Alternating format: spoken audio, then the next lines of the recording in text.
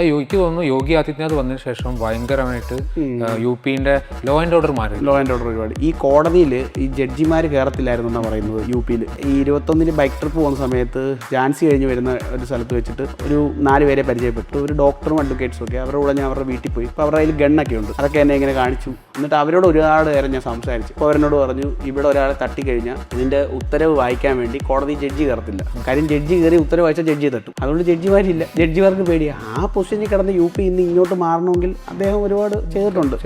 അത് ദുരന്തർ സിനിമയിലൊക്കെ ആതിഫ് അഹമ്മദിന്റെ ഒക്കെ കുറെ ഇതൊക്കെ കാണിക്കുന്നുണ്ടല്ലോ. അയാളെയൊക്കെ എൻകൗണ്ടർ ആയിരുന്നല്ലോ. അവരൊക്കെ റേപ്പൊക്കെ എന്തോരം കുറഞ്ഞു. പക്ഷെ ഇന്ന് അവിടെ പോയി കഴിഞ്ഞാൽ ഭയങ്കര സേഫാണ് UP തന്നെ ഒന്ന് എടുത്തു കഴിഞ്ഞാൽ UP-യിൽ ഇപ്പം എനിക്ക് തോന്നുന്നു 2-3 മെട്രോ സിറ്റീസ് ഉണ്ട് UP-യിൽ. കാൺപൂർ, ആഗ്ര, ഇത്രയൊന്നും മെട്രോ സിറ്റി നമ്മളെടുത്തില്ലല്ലോ. വിമർശിക്കുമ്പോൾ നമ്മൾ ശരിയാണെന്ന് നോക്കണം.